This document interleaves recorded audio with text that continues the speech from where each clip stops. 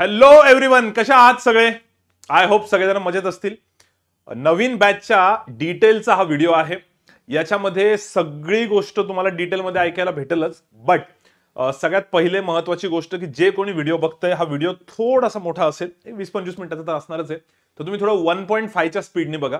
जर कोणी पेरेंट्स बघत असतील तर त्यांना रिक्वेस्ट आहे की व्हिडिओची स्पीड थोडीशी वाढवा. 1.5 सफिशियंट राहील, ठीक आहे. आणि पूर्ण व्हिडिओ बघा. त्याच्यामध्ये पूर्ण प्रोसेस एक्सप्लेन केलेली असेल. कोण शिकवणार, कसं शिकवणार, ऍडमिशन प्रोसेस, किती दिवस बॅच चालणार, कुठले सब्जेक्ट्स वगैरे वगैरे वगैरे सगळं, ठीक आहे.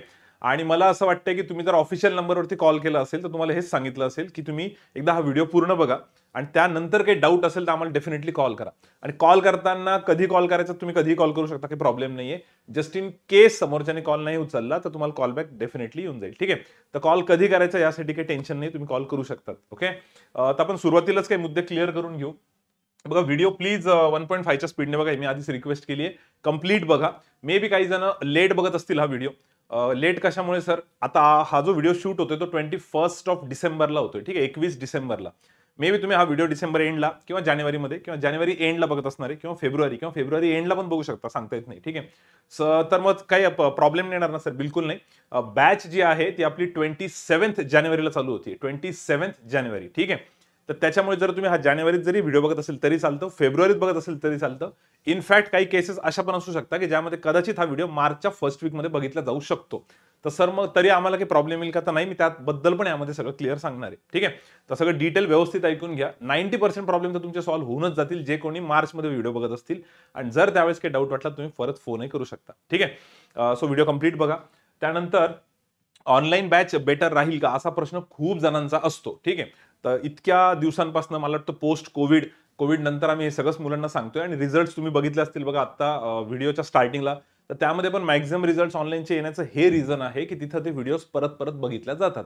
कारण कंप्लीट बॅच जी आहे त्याच्यामध्ये कधी ना कधी गॅप पडतोच मुलांचा. आजारी पडणं म्हणा, आता हवामान चेंज होतंय, थोडंसं आपलं सीझन चेंज होतोय किंवा काही लग्न कार्य, त्याच्यामुळे जर समजा काही प्रॉब्लेम आलाच तुम्हाला, तुमच्यामध्ये ब्रेक पडला, तर तुम्ही ऑनलाईन परत परत बघू शकता, काही प्रॉब्लेम नाहीये, ठीक आहे. सो जर बरेच पेरेंट्स फोन करून विचारता की सर तुम्ही सांगा तुम्हाला काय वाटतंय, किंवा आमचे कोणीतरी रिलेटिव्ह बँकेत लागलेले आहेत ज्यांनी सांगितलं की सरांना विचारा की सर काय म्हणतात, तसं डिसिजन घ्या. कारण मे बी ते ज्यावेळेस बँकेत लागले असतील त्याला बरेच दिवस झाले असतील, कदाचित ते जुने ऑफलाईनचे पण स्टुडंट असतील. तर सध्याच्या घडीला माझं तरी मत आहे की ऑनलाईन बेटर राहील, कारण रिझल्ट तसं शो करताय आणि मुलांची फीडबॅक पण तसे झालेले आहेत की सर आम्ही रिपीट बघू शकतो, परत बघू शकतो, पूर्ण वर्षभर व्हॅलिडिटी असते, तर काही प्रॉब्लेम येत नाही, ठीक आहे. सो जर जे पेरेंट्स कॉल करणार होते की सर तुम्ही जे म्हणाल आम्ही ते करतो, तर माझं मत हे आहे, हे मी व्हिडिओत क्लिअर सांगितलं, कारण याबद्दल खूप कॉल्स येतात, ठीक आहे. त्यानंतर नेक्स्ट पॉईंट, संभाजीनगरला येऊन प्रिपरेशन करायचा हाही मुद्दा खूप जणांचा असतो. तर बघा, जर फायनान्शियली काही प्रॉब्लेम नसेल, कारण संभाजीनगरला येऊन प्रिपरेशन करणं म्हणजे एक निदान 5 ते 6 हजार रुपये महिन्याला खर्च लागतो. राहण्या खाण्याचा म्हणा, राहण्याचा, खाण्याचा, मेसचा, त्यानंतर प्लस तुम्ही रिडिंग वगैरे लावतात मुलं, तर या सगळ्यांचा विचार करून 5-6 हजार रुपये खर्च लागतो.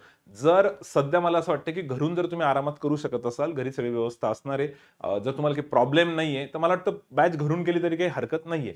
आणि जर मुलांचं म्हणणं असेल नाही नाही आम्हाला काहीच इश्यू नाही, आम्हाला संभाजीनगरला घरचे पाठवू शकता, फायनान्शियल एक ऍस्पेक्ट तर आहेच, पण त्यासोबत सोबत घरचे आम्हाला असे काही कामं नाही, रिस्पॉन्सिबिलिटी नाही, आम्ही येऊ शकतो संभाजीनगरला, ऑप्शन ओपन असेल तर यायला काही हरकत नाहीये, ठीक आहे. का तर इकडे भरपूर जण प्रिपेअर करणारे भेटू शकता. मे बी माझं घरी एकटाच अभ्यास होत नाही, तसंही चालतं. आता ऑनलाईन बॅचचे पण भरपूर जण आहेत जे संभाजीनगरला येऊन प्रिपरेशन करतात. जरी ऑनलाईन लावलेली असेल तरी ते तिथे येऊन प्रिपेअर करतात. राहण्याचा वगैरे एवढा इश्यू येत नाही, कारण आपला जो एरिया आहे तिथं सगळे स्टुडंटच राहतात. जे कोणी प्रिपरेशनला येतं ते मोस्टली त्याच एरियात येऊन जातं. मेसचा वगैरे पण कॉन्टॅक्ट भेटून जातात, तर ती काही मोठी गोष्ट नाही, ठीक आहे. पण मग सर यायला पाहिजे का, असे बरेच पेरेंट्स कॉल करून विचारतात की आम्ही पाठवू का? तर माझं म्हणणं आहे, जर घरी सगळ्या सोयी सुविधा असतील तर इनिशियली घरी करू द्या, काही प्रॉब्लेम नाही. कदाचित बॅच झाल्यानंतर जर त्यांना एकटं वाटलं, बोर झालं, नाही होते, तर मग तुम्ही तो विचार करू शकता. पण सर तसं होईल का? ऍक्च्युअली क्लासच्या ऍक्टिव्हिटीज इतक्या जास्त असतात की तुम्हाला त्यांना तसं पण वाटणं पॉसिबल नाही, कारण इतक्या ऍक्टिव्हिटीज आम्ही करून घेतो. तर घरी बसून पण मुलांनी रिझल्ट काढलेले एक्झाम्पल्स आहेत भरपूर, ठीक आहे. तर मला असं वाटतं डायरेक्ट हे डिसिजन घेण्यापेक्षा तुम्ही पहिले घरून केलं तरी चालू शकतं. बाकी हे तुमचं डिसिजन राहील, पण असा इश्यू काही नाही आहे, ठीक आहे. पण फायनान्शियल फॅक्टर एकदा बघा. बऱ्याच जणांचा पैशांचा थोडा इश्यू असतो, कारण इकडे यायचं 5-6 हजार रुपये म्हटलं मी, आणि आता हे किती दिवस करणार तुम्ही, तो एक एक्स्ट्रा खर्च ऍड होतो. त्यामुळे जर पैशांचा इश्यू असेल तर सुरुवातीला घरून करा, म्हणजे ते 4-5 महिन्यांचे तुमचे 20-25 हजार रुपये तर वाचू शकता. ठीक आहे, बाकी डिसिजन तुमचं राहील. पण बरेच जण याबद्दल विचारतात, तुम्ही हे खूप क्लिअर सांगितलं. पण सर जर आम्ही संभाजीनगरला आलो तर ऑफलाईन आम्ही डाऊट्सला येऊ शकतो का क्लासमध्ये? तर हो, तुम्ही क्लासला येऊ शकता, डाऊट्स वगैरे विचारू शकता, काही प्रॉब्लेम नाही. पण सर मुलांना डाऊट्स येतात का? आता ऑनलाईन स्ट्रक्चर इतकं तगडं बनलेलं आहे ते, की मुलांना जरी रेकॉर्डेड लेक्चर करत असेल कोणी तरी डाऊट येत नाही. आणि इतकं सगळं डिटेलमध्ये क्लासमध्ये सांगितलेलं असतं, तेवढा अनुभव आम्हाला येऊन गेला की मुलं कुठे कुठे डाऊट्स विचारतात. त्यानंतर त्यांचे काही ऑनलाईन ग्रुप्स पण असतात, त्यात पण ते डाऊट्स विचारू शकता.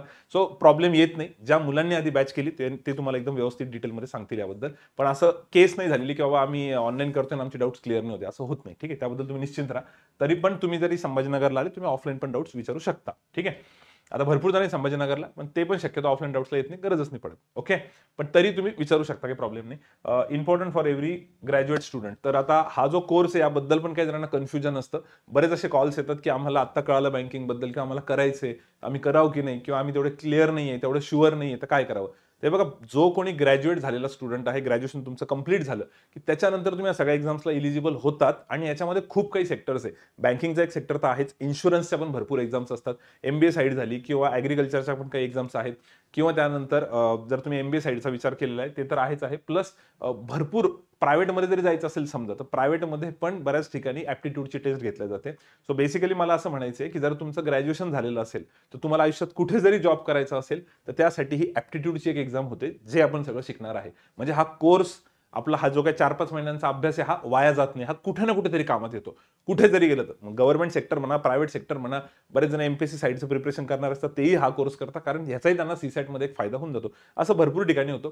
तर बेसिकली हे सांगायचं की हे वाया जाणार नाही. बऱ्याच वेळेस काय असे कोर्सेस असतात टेक्निकल, जे केल्यानंतर फक्त तेवढ्याच फील्डमध्ये जाता येतं. तर इकडे तो प्रॉब्लेम नाहीये. आणि इकडे एवढे सगळे मुलं येण्याचे रिझन काय, तर इकडे वर्षातनं 50-60 एक्झाम्स तर होऊन जातात. ठीक आहे, एवढ्या सगळ्या एक्झाम असल्यामुळे मुलांना थोडंसं रिलीफ राहतं. बरेचसे MPSCचे कॉल येतात मुलांचे की तिकडे आमचे रिझल्ट्स लेट लागत आहेत, मे बी, किंवा वॅकन्सीज आम्हाला थोड्या कमी वाटतात, आम्ही इकडे येऊ का? तर इकडे नंबर ऑफ एक्झाम्स जास्त आहे, त्यामुळे वर्षभरात असं रडायला पण वेळ नसतो मुलांना. आम्ही नेहमी असं म्हणतो की एक रिझल्ट लागल्यानंतर तुम्हाला रडायला टाइमच नाही, रिझल्ट नाही आला, कारण लगेच दुसरी एक्झाम आहे. तो कंटिन्यू एक्झाम्स राहतात. तर ज्याही पेरेंट्सचे कॉल येतात याच्यासाठी की आम्ही हे करू का, तर माझं असं सजेशन असतं की तुम्ही एक ट्राय करून बघा. फार तर फार आपली जी काही फीस आहे तेवढं तुमचं जाईल, पण त्याचं वेस्ट नाही आहे, कारण हे कुठे ना कुठेतरी यूज होणार आहे. ठीक आहे, भले तुम्ही आल्यानंतर बँकमध्ये कंटिन्यू केलं नाही केलं, बँकिंगची फील्ड किंवा इन्शुरन्सची किंवा MBAची, पण हे कुठे जरी जायचं असलं, काही मुलं बँकिंगसाठी ऍडमिशन घेतात, पण नंतर MBA करायला चालतं, किंवा MBA साठी ऍडमिशन घेतात इकडे येतात, तर हे वाया जाणार नाही, हे युजफुल आहे. सो हा सगळ्यात मोठा प्लस पॉईंट आहे. याच्यासाठी बऱ्याच पेरेंट्सचे कॉल येतात की सर आम्ही काय करावं. तर मला असं वाटतं की हे वाया जाणार नाही, हा सगळ्यात मोठा पॉईंट आहे. कुठे ना कुठेतरी कामात येणारच आहे पुढे. ठीक आहे, जे मुलं कन्फ्यूज आहेत त्यांच्यासाठी. बाकी बघा, ऍग्रिकल्चरच्या प्रीची जी एक्झाम्स असते AFOची, त्यासाठी कामात येईल. MBAचा 100% पूर्ण सिलेबस, इथं पुढे पॉईंट लिहिलाच आहे मी, सेम नसतो. कारण MBA मागच्या 3-4 वर्षांपासून ज्या पद्धतीने कंडक्ट केल्या जाते MBA CET, खूपच अनप्रिडिक्टेबल आहे. त्याबद्दल कोणीच गॅरंटी नाही देऊ शकत. पण बऱ्यापैकी ह्याच्यावरती पण काम होतं. म्हणजे भरपूर असे स्टुडंट्स आहेत ज्यांचा आपला हाच बँकिंगचाच कोर्स केलेला आहे आणि MBAच्या चांगल्या कॉलेजेसला, टॉप कॉलेजेसला तरी त्यांनी ऍडमिशन घेतलंय, कारण या सिलेबसवरतीच त्यांनी जेवढा पेपर अटेंड करायचा त्याच्यावरती पण काम झालेले आहे. मागे पण असं बऱ्याच वेळेस झाले. ऑल इंडिया रँक 22 पण आपल्या क्लासचा स्टुडंट होता, भारतात 22वा आला तो, याच अभ्यासावरती. वेगळा काही अभ्यास करायची गरज नाही पडली. सिलेबसमध्ये आहे तसं, पण गरज नाही पडत, कारण 200 मार्क्स असतात, इतका टाइम पण नसतो. सो हे तर मी तुम्हाला डिटेलमध्ये सांगाल पुढे. पण हा, MBA साठी सर सिलेबस तर थोडासा सिलेबस डिफरंट आहे. प्लस ऍडिशनली काय सेट करू शकतात त्याची काहीच गॅरंटी नाही. मागच्या 3-4 वर्षात खूपच अनप्रिडिक्टेबल पेपर त्यांनी सेट केलेला आहे. पण मला असं वाटतं एवढं जर केलं आणि वेळ भेटला तर मग आम्ही तुम्हाला पुढचं नक्कीच गाईड करू शकतो. ठीक आहे, बरं सर, MBA CET साठी हीच बॅच करावी का? आता MBA ची CET असते मार्चमध्ये. ठीक आहे, आता सध्या आपण डिसेंबर एंडला आहे. आता जर तुम्ही आता प्रिपरेशन चालू करताय किंवा ह्या बॅचचा विचार करताय 27चा, तर हे थोडंसं लेट होऊन जाईल. ह्या CET साठी ऑनेस्टली प्रिपरेशन करायला वेळ नाही पडणार, कारण जानेवारी एंडच होऊन जातोय, फेब्रुवारी उरतोय आणि मार्च, 1-1.5 महिन्यात प्रिपरेशन करणं मुश्किल आहे. पण जर सध्या कोणी व्हिडिओ बघताय, त्यांची इच्छा असेल की नाही आम्हाला करायचंच आहे, तर मे बी मग तुम्ही आता जी मागची बॅच चालू झाली आमची, आता ही तर जानेवारीला चालू होतीये 1 महिन्यानंतर, पण 1 महिना अगोदर पण एक बॅच चालू झालेली, तुम्ही त्याचा विचार करू शकता. मग त्याच्यामध्ये काही पार्ट तुम्ही रेकॉर्डेड बघू शकता, काही लाईव्ह करू शकता, तर ते ऑप्शन आहे. ऑलमोस्ट 50% सिलेबस झालं. MBAची पण एक सेपरेट बॅच घेतलेली होती, त्याच्यात पण असं आहे. सो ज्या मुलांना 2025 2025च्या CET साठी प्रिपेअर करायचे, ते डेफिनेटली मागची बॅचचा विचार करू शकता. त्याच्यातही तुमचं जर काही कन्फ्युजन असेल की सर, तर मग तुम्ही एकदा सरांसोबत पण बोला. यस सर सगळं तुम्हाला सिलेबस वगैरे सांगतील त्याबद्दल. एकदा ऑफिशियल नंबरवरती कॉल करा, मी तुम्हाला सरांचा नंबर देऊन टाकू. जे न्यू कमर असतील त्यांच्यासाठी मला मुश्किल वाटते, पण काही मुलं अशी असू शकतात की ज्यांनी मागच्या 4-6 महिन्यात थोडाफार अभ्यास केलेला आहे, त्यांना फायदा होऊ शकतो. मी MBA साठी बोललो फक्त, ठीक आहे. आणि जर तुमचं प्रिपरेशन 2026 साठी असेल, पुढच्या CET साठी, मग ते रिबॅच बेस्ट राहील. जानेवारीची काहीच प्रॉब्लेम नाही, ठीक आहे. याचबरोबर आता SBIचं एक नोटिफिकेशन आलेलं आहे. मे बी काही जण यासाठी पण हा व्हिडिओ बघत असतील की SBIची खूप मोठी रिक्रुटमेंट आलेली आहे, बऱ्याच वॅकन्सीज आहेत, बँक एक्झाम्सच्या तर असतातच तसं वर्षभर, पण SBIच्या यावर्षी खूपच आलेलं आहे. तर मग मुलांचं म्हणणं असेल की आम्ही त्याला टार्गेट करू का? तर शक्यतो कसं असतं, कुठल्याही एका पर्टिक्युलर एक्झामचं नोटिफिकेशन जेव्हा येतं, तर 2 आणि 3 महिन्यात हा अभ्यास होत नाही, याला टाइम लागतो, ठीक आहे. आता मी सगळं पुढे डिटेलमध्ये सांगणारच आहे तुम्हाला. तर त्यामुळे लगेच त्याच्यावर टार्गेट करणं मुश्किल होईल. पण जर काही जणांचं आधीचं प्रिपरेशन असेल आणि आम्हाला करायचं असेल, तर तुम्ही ही बॅच जानेवारीची घेण्यापेक्षा मी म्हणेल मागची घ्या. 1 महिना अगोदरची आमची नोव्हेंबरला स्टार्ट झालेली आहे. कारण त्याच्यामध्ये मग तुम्हाला काही पार्ट रेकॉर्डेड भेटेल आणि पुढचा लाईव्ह पण भेटेल, किंवा तुम्ही तुमच्या हिशोबाने पूर्ण रेकॉर्डेड पण करू शकता, ठीक आहे. हे कशासाठी सर, काही मुलांचा खूपच फोर्स असतो की नाही मला ह्याच एक्झामला टार्गेट करायचंय. तर माझं पर्सनल मत राहील की तुम्ही या बॅचला नका विचार करू, कारण टाइम खूप कमी भेटेल. फेब्रुवारीत तर प्री आहे त्याची. सो तुम्ही मागचा विचार केलेला बेटर राहू शकतो. याच्यासाठी पण खूप कॉल येतात, म्हणून मी हे मुद्दे इथंच क्लिअर करतोय. बाकी त्याच्या व्यतिरिक्त जर तुमचं म्हणणं असेल नाही आमच्याकडे इनफ टाइम आहे, एक 4-5 महिन्यांची प्रॉपर बॅच, मग त्यानंतर सेल्फ स्टडी, मग परत पुढचं, तर तसं सांगा, तर तेही चालेल. ते सगळं आहे पुढे. त्यानंतर हे 2 महत्त्वाचे मुद्दे, हे खूपच इम्पॉर्टंट. या व्हिडिओचा सगळ्यात मेन पार्ट हा राहील. तुम्ही ऍडमिशन घेण्या अगोदर ना कंपल्सरी फीडबॅक घेऊन टाका, ठीक आहे. फीडबॅक कंपल्सरी घ्या. म्हणजे सर, ज्या स्टुडंट्सनी, ज्या विद्यार्थ्यांनी आधी आमच्याकडे बॅच केलेली आहे ऑनलाईन, त्यांना नक्की विचारा की हे कसं शिकवता, काय शिकवता, कसं आहे, काय आहे, समजतं, नाही समजत, किती कळतं, हे सगळं विचारून घ्या. जर तुम्ही इथे येणार असाल तर इथं राहण्याचं वगैरे सगळी सगळी सिस्टम विचारा. पण सर आमच्या कॉन्टॅक्टमध्ये कोणी नाहीच आहे, असं पण असू शकतं.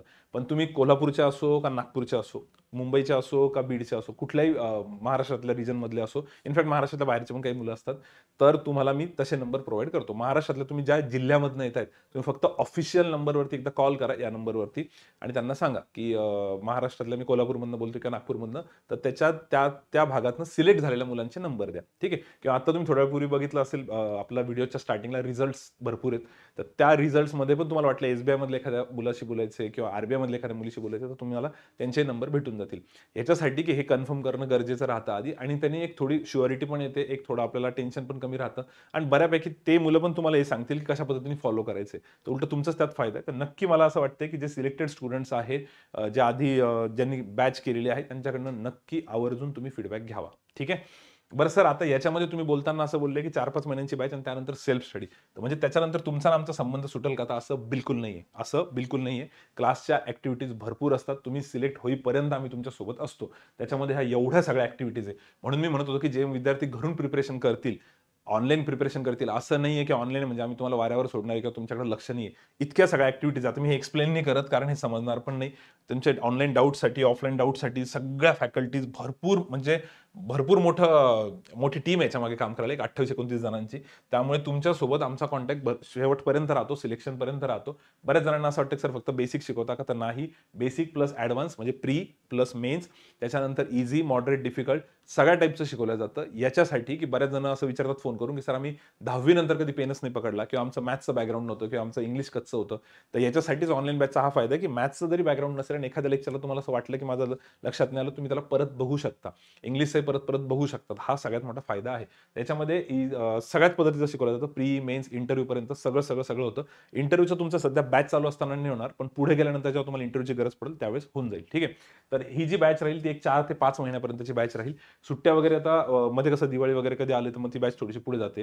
आता आता ह्या जानेवारीमध्ये तर एवढं येणार नाही, म्हणून मी 4 ते 5 महिने विंडो सांगितली सिच्युएशननुसार. पण बॅच तुमचा ना आमचा संबंध 4-5 महिन्यापर्यंत नाही राहत. जोपर्यंत तुमचं सिलेक्शन होत नाही तोपर्यंत सगळ्या ऍक्टिव्हिटीज चालू राहतात, तुम्हाला पूर्ण सपोर्ट भेटतो. म्हणूनच मी म्हटलं की तुम्ही एखाद्याकडनं फीडबॅक घ्या, तेव्हा ते सांगतील की नाही हे भले, म्हणजे ही जी काय फीस आता बॅचची राहील, ही फीस फक्त तुम्ही 4-5 महिन्यांसाठी नाही भरत आहे, तुमचं सिलेक्शन होईपर्यंत. मग आता MBAचे काही स्टुडंट असतील त्यांना काउन्सिलिंग वगैरे भेटते, बँकिंगवाल्यांना पण काही मुलं कन्फ्यूज असतात, आम्ही हे करू का ते करू, हे सगळं सांगितलं जातं. फक्त यासाठी तुम्हाला आम्हाला कम्युनिकेट करणं गरजेचं राहतं, कारण एवढे स्टुडंट्स असतात तर असं नको व्हायला की तुम्ही कम्युनिकेटच नाही केलं. ठीक आहे, बॅचमध्ये तर आम्ही सगळं सांगतोच, पण त्यानंतरही तुम्हाला तसं काही वाटलं तर सगळंच असतं. आणि खूप स्टडी प्लॅन वगैरे सगळं प्रत्येक टॉपिक नंतर लिहून दिलं असतं की दिवसाला कसा अभ्यास करायचा, किती करायचा आहे, या टॉपिक नंतर किती करायला पाहिजे, त्याच्या टेस्ट वगैरे सगळं ॲपमध्ये असतात प्रत्येक टॉपिकच्या. इझी, मॉडरेट, डिफिकल्ट, सोप्या पण असतात, अवघड पण असतात, प्रीच्या असतात, मेन्स भरपूर आहे. तर आता मी सगळं याच्यामध्ये नाही सांगत, म्हणून मी तुम्हाला म्हटलं की तुम्ही एक फीडबॅक घ्या. ठीक आहे, आणि बॅच झाल्यानंतर पण इतक्या ऍक्टिव्हिटीज असतात की जेणेकरून मुलं कम्युनिकेट करतात. मी तुम्हाला आत्ताच्या दाखवलं. ठीक आहे. सर बॅच शिफ्ट करून भेटते का? तर बॅच शिफ्ट करून नाही भेटत. सपोज तुम्ही एकदा ऍडमिशन घेतला, हा मुद्दा पण नीट ऐकून घ्या. तर तुम्ही 27 जानेवारी 2025च्या बॅचला ऍडमिशन घेतलं, तर हे 27 जानेवारी 2026 पर्यंत एक वर्षभर व्हॅलिड राहतं.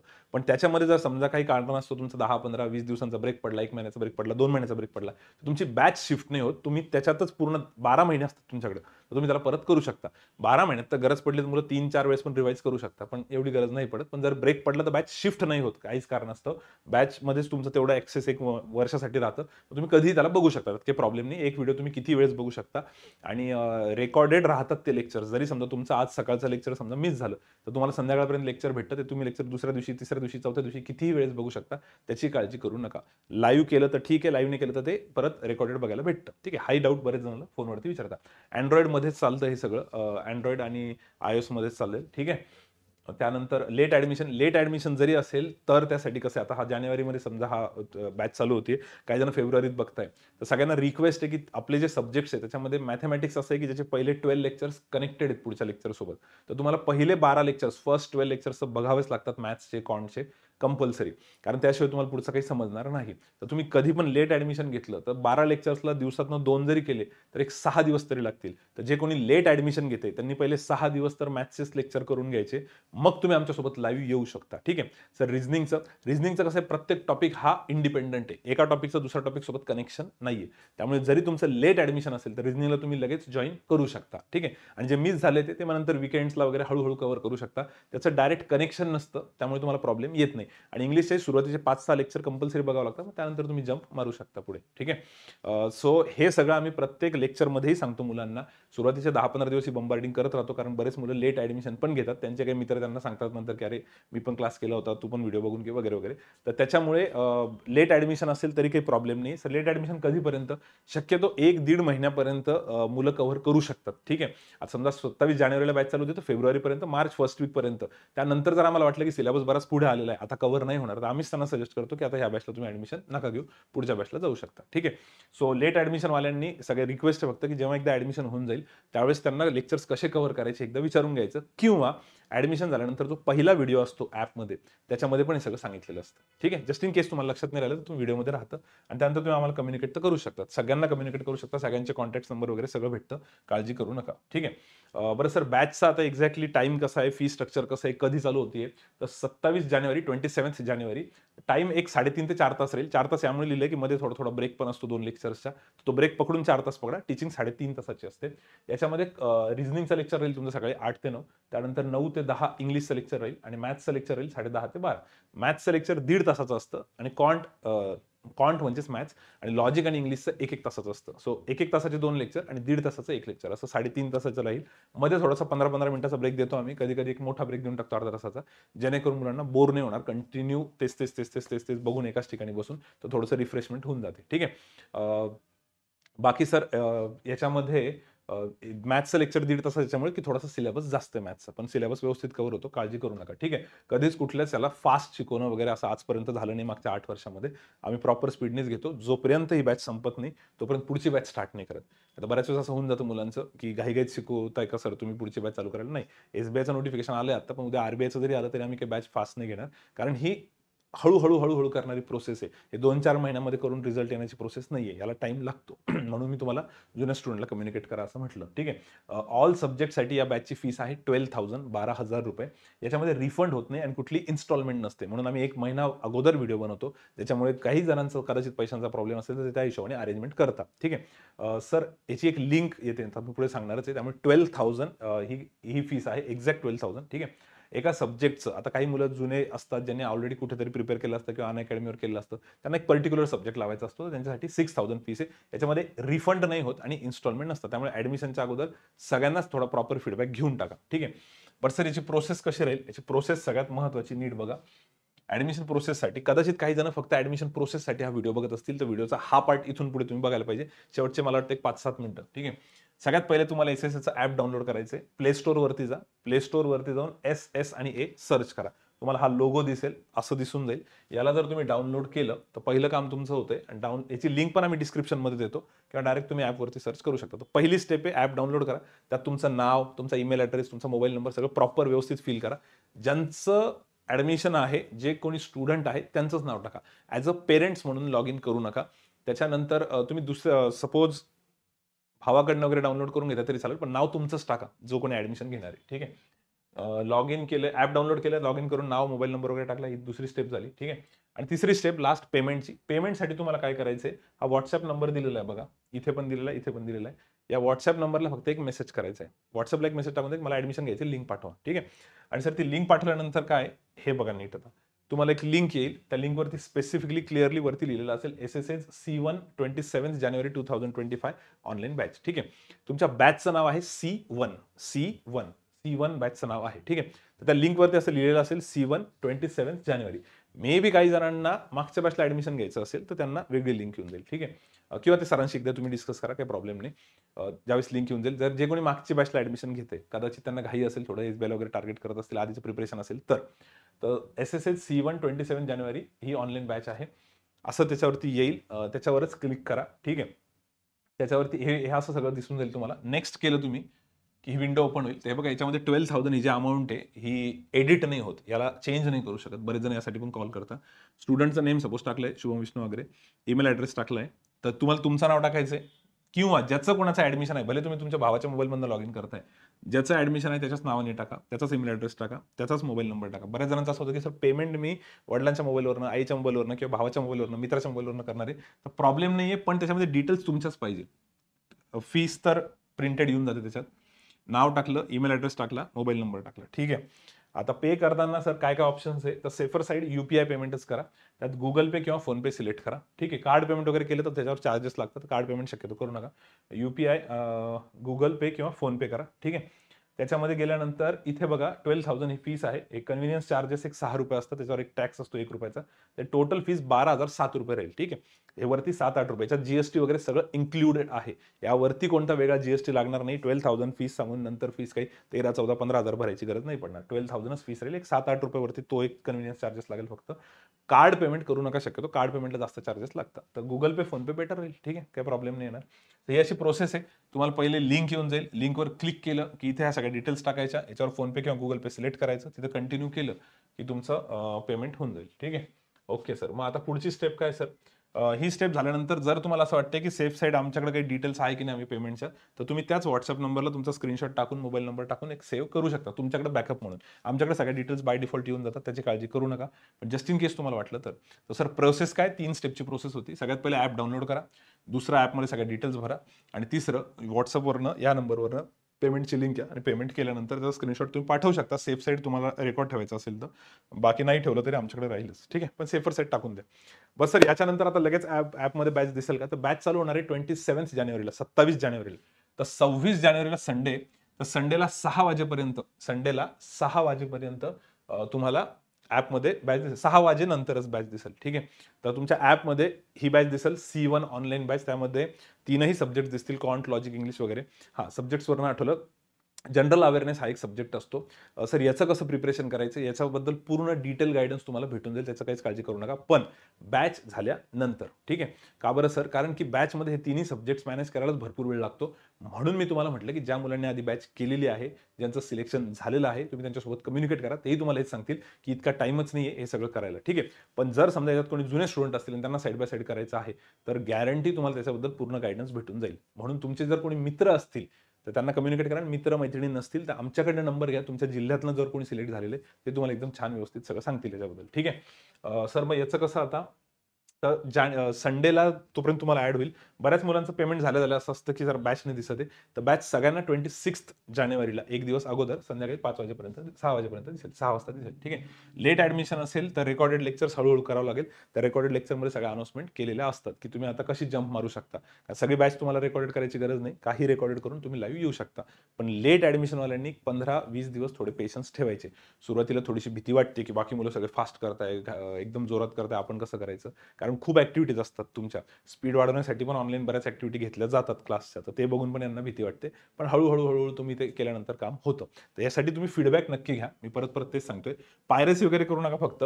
ठीक आहे. माझ्या मित्राच्या मोबाईलला मी ऍक्सेस दिलं, तर ते ऍक्सेस दिल्यानंतर बाय डिफॉल्ट ते डिस्कंटिन्यू होऊन जातं आणि मग तुमचं परमनंट ऍडमिशन कॅन्सल होतं. त्यामुळे दुसऱ्या तिसऱ्याच्या मोबाईलमध्ये करू नका. सर मोबाईल वगैरे फुटला, खराब झाला, हरवून गेला तर काय करायचं. तर दुसऱ्या कुठल्याही मोबाईलवरनं ऑफिसच्या नंबरवरनं कॉल करा. आमच्याकडे एक वैभव सर आहेत, त्यांचा नंबर आम्ही तुम्हाला पहिल्याच लेक्चरला देतो. त्यांना कॉल करून सांगायचं सर फोन हरवलाय असं असं आहे, तर ते तुम्हाला प्रोसेस सांगतील. फक्त तुम्ही स्वतःहून चुकूनही दुसऱ्याच्या मोबाईलमध्ये लॉग इन आयडी टाकू नका नंतर, एकदा ऍडमिशन झाल्यानंतर. ठीक आहे. तुमचंच ज्या मोबाईलमधनं तुम्ही लेक्चर्स करणार आहे त्याच मोबाईलमध्ये या सगळ्या डिटेल्स टाका. तुमचं ॲप वगैरे सगळं त्यातच ठेवा. ठीक आहे. पेमेंटसाठी तुम्ही दुसऱ्या व्हॉट्सअपवरनं कोणाच्याही नंबरवरनं करू शकता, पण तुमचं जे ॲडमिशन घेतलेले तुम्हाला जे लेक्चर्स करायचे ते तुम्ही तुमच्याच मोबाईलवरनं करा. मित्र मैत्रिणीला शेअर करून बघितलं सर मी काय होतं, मग ते ॲडमिशन कॅन्सल झालं तर परत गडबड होऊन जाईल. ठीक आहे. आणि ते बाय डिफॉल्ट कॅन्सल होतं. तुम्ही कुठला मोबाईल यूज करताय, सॅमसंगचा आहे का OnePlus आहे, ते पण सगळं त्यामध्ये कळतं. ठीक आहे. त्याच्यामुळे ते तसं काही करू नका. बॅच शिफ्ट होतं नाही हे पण मी तुम्हाला आधी सांगितलं. म्हणून ॲडमिशनच्या आधी या सगळ्या माहिती व्यवस्थित समजून घ्यायची. काही डाऊट असला तुम्ही परत एकदा या नंबर्सवरती कॉल करून विचारू शकता. तुम्हाला नंबर्स पण इथे दिले. कॉलिंगचा हाही नंबर आहे, अजिंक्य सरांचा, अनिल सरांचा आहे. काही पण शंका असली तर प्लीज क्लिअर करा.